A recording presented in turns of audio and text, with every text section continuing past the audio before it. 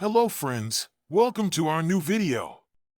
The Graveyard's Unwelcome Passenger, a horrifying cab ride through the unknown, is the title of our newest movie. Come along on a spooky tour of a lonesome cemetery where the line between the living and the dead is tenuous and hazy.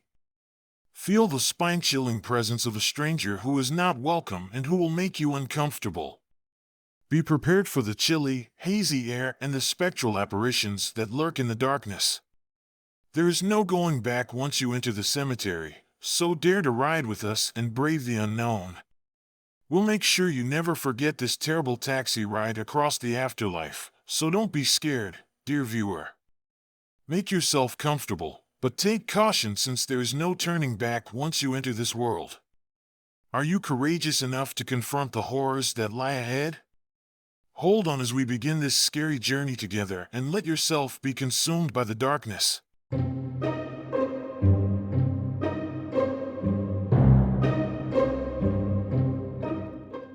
After working for several hours as a cab driver, I had just about finished my shift and was about to head home when all of a sudden, I noticed her.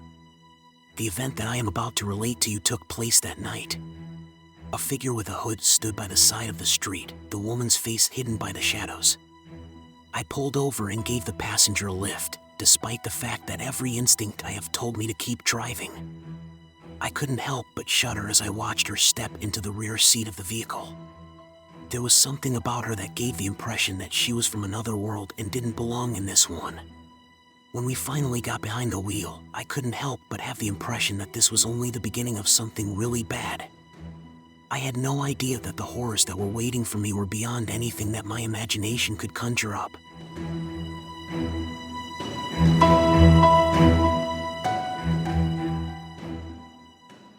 In an effort to escape the loneliness of the desolate streets, I had been driving my taxi for hours on this dark and stormy night.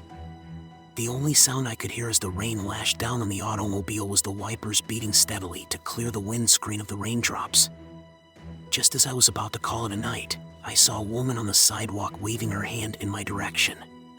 The woman immediately ran to the car as I pulled over to the side with her hair dripping wet and stuck to her face from the downpour. I couldn't help but notice how she looked when she got in the car. Her hair was a tangled mess, and she was wearing a long, flowing dress. She appeared ghost-like in her pallor.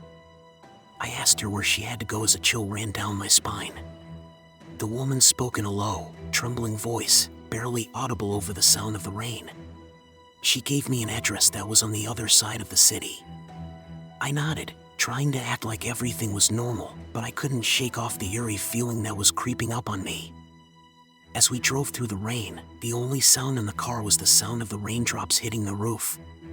I could feel the atmosphere growing heavier by the minute, as if the darkness outside was seeping into the car, and the woman was just adding to my unease.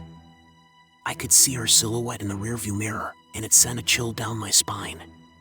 She sat in silence, looking out the window, as if lost in thought. I could sense a strange energy emanating from her, one that made me feel uneasy. As we approached a clandestine cemetery, the atmosphere became even spookier. I could feel an eerie presence around us, and the cold air seeping into the car gave me goosebumps. I wondered why anyone would want to cross this cemetery on a dark and stormy night. With a low, frantic voice, the woman spoke up out of nowhere. She pointed to the cemetery and said, "You've got to take me through there. It is the only route to my home." She insisted, admonishing me that if I didn't take her across the cemetery, she would refuse to pay. I had no option but to drive into the cemetery as the rain pelted the vehicle as we navigated the eerie, winding pathways. The grave markers towered over us, throwing unsettling shadows on the vehicle. I questioned whether I was making a serious error as the chilly, unsettling air began to permeate into the automobile. When we finally reached the woman's house, she turned to me and started talking as she got out of the car. She remarked with a trembling voice, "You'll have to cross the cemetery again on your way back. Take care and ask for protection in prayer." She then left me in the rain alone as she entered the mansion.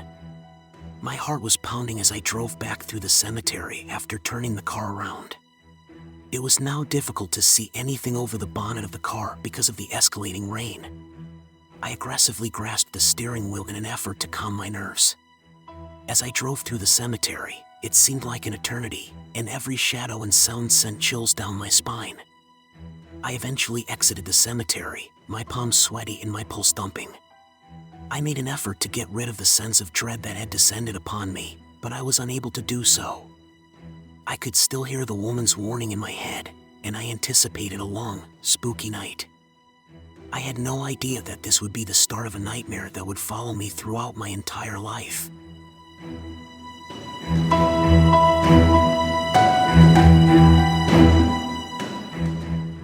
As I entered the cemetery, the air around me grew colder and heavier, like a thick fog had descended.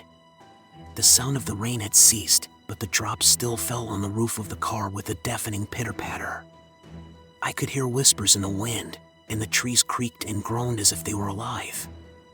It was then that I felt a presence behind me, something cold and eerie that made the hairs on the back of my neck stand on end.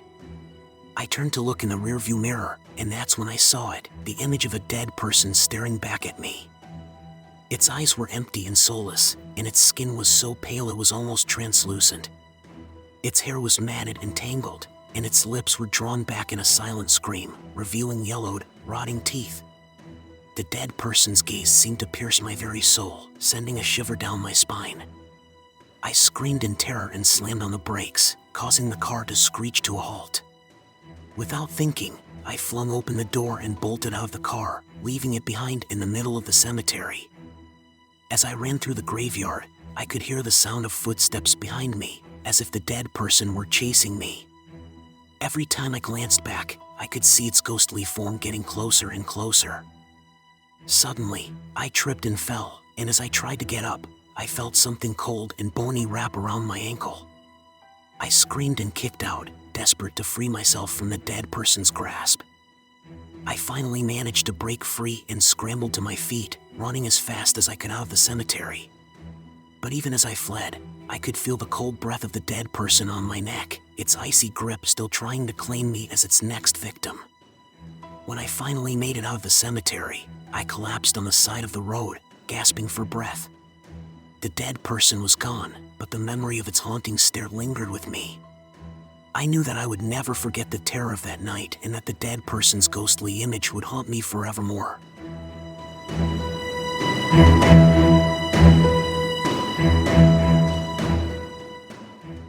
At midnight, sitting alone on the side of the road, I began to realize the reality of my situation. My cab was still parked in the middle of the cemetery, and I had no choice but to go back to look for it. I knew it was risky, but the car was new and I was still paying for it, so I had no choice but to go back, so I took courage and went back to look for it with great fear.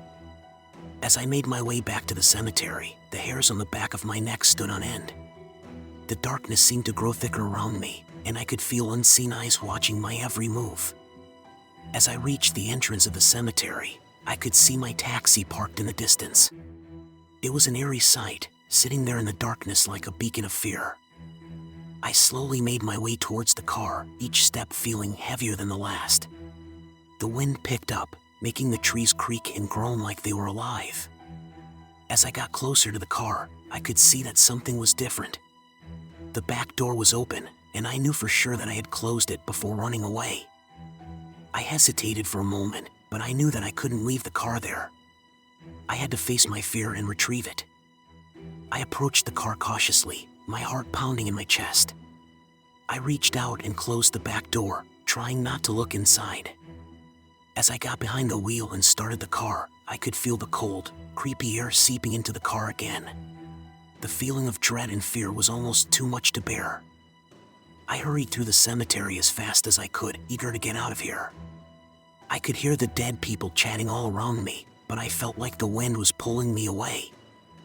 As I was driving, I felt something bony and icy brush my shoulder. I looked back, but nothing was there. I became aware that I was not alone in the vehicle at the same time that I was. Although nobody was present, I could still hear respiration. I prayed that I would live and have the strength to get out of the graveyard unharmed. No matter how frightened I was, I had to continue.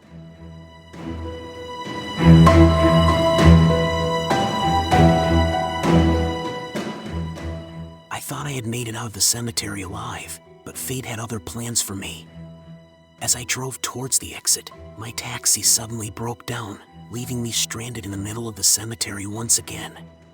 The silence was deafening, and the darkness was so thick that I could hardly see my own hand in front of my face. I tried to start the engine, but it was no use. The car was dead, and I was stuck there in the darkness. As I stepped out of the car, I could feel a presence all around me. It was as if the spirits of the dead were trying to reach out and grab me, to drag me down into the earth. As I turned around, a shiver went down my spine as my worst suspicions were realized. Everywhere I looked, there were pictures of the dead, with their eyes looking into my soul and their hands reaching out to touch me.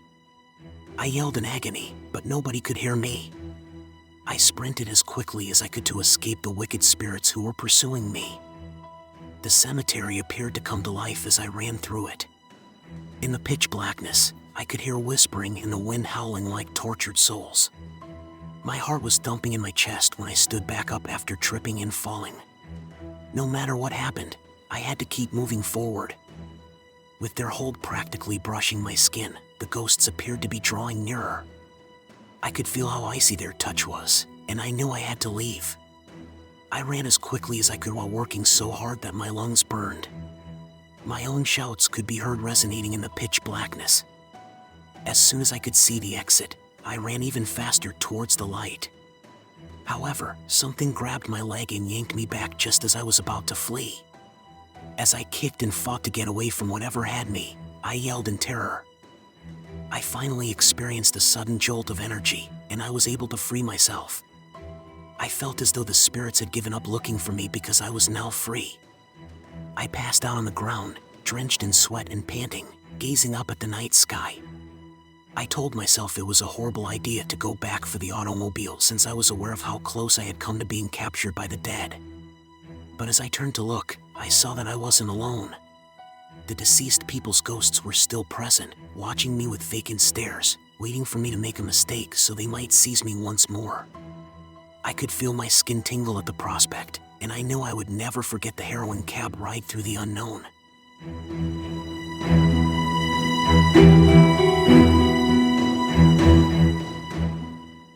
Since my experience with the deceased individual in the back seat of my cab, I had been experiencing a growing sense of unease that I was unable to shake. Why did the woman I rode in my cab with lead me to that cemetery? Who was she? What was the significance of those eerie apparitions I had witnessed?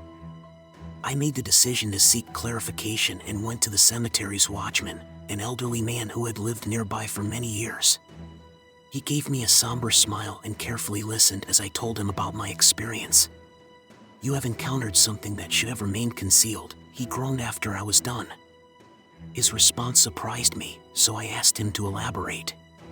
He claimed that the woman I had driven in my cab was a long-deceased person who had engaged in black magic and struck a contract with evil spirits. She had been buried there, and the cemetery was still inhabited by her ghost. As for the dead people that had appeared to me, the guardian explained that they were the woman's followers, those who had joined her in practicing black magic. They had made a grave mistake by seeking power from the dark forces, and their souls were trapped in the cemetery, forever bound to the woman's spirit. I was horrified by what I heard, and I asked the guardian if there was anything I could do to help those lost souls. He looked at me gravely and said, "You have already done more than enough. You have unwittingly released their spirits from the cemetery, and now they roam free, seeking revenge on those who wronged them." I left the cemetery feeling more scared than ever. I had unknowingly released evil spirits into the world, and I had no idea what they were capable of. I knew that I could never forget the image of the dead person in the back seat of my cab or the feeling of terror that had engulfed me when I saw the figures of those lost souls trying to drag me into the cemetery. The memory of that night would haunt me for the rest of my life, a constant reminder that some things are better left untouched, that some secrets should remain hidden, and that there are forces in this world that we cannot comprehend.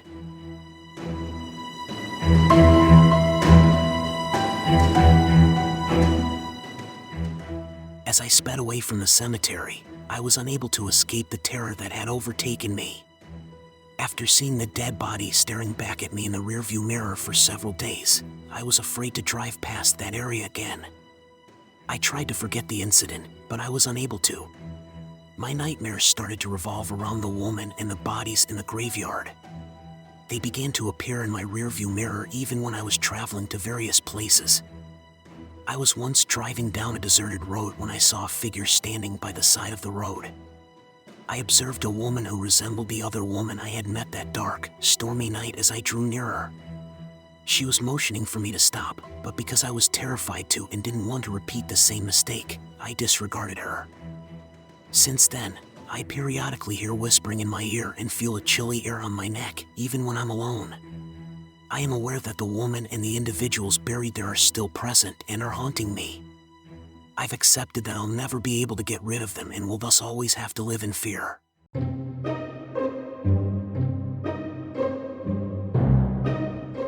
Wow, that was one wild ride.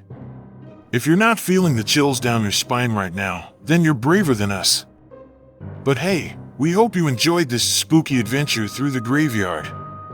If you want to join us for more spine-tingling journeys and encounters with the unknown, be sure to hit that subscribe button and ring the notification bell.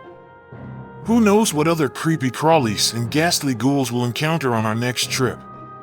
So don't miss out, subscribe now and join the fun and fear on our channel.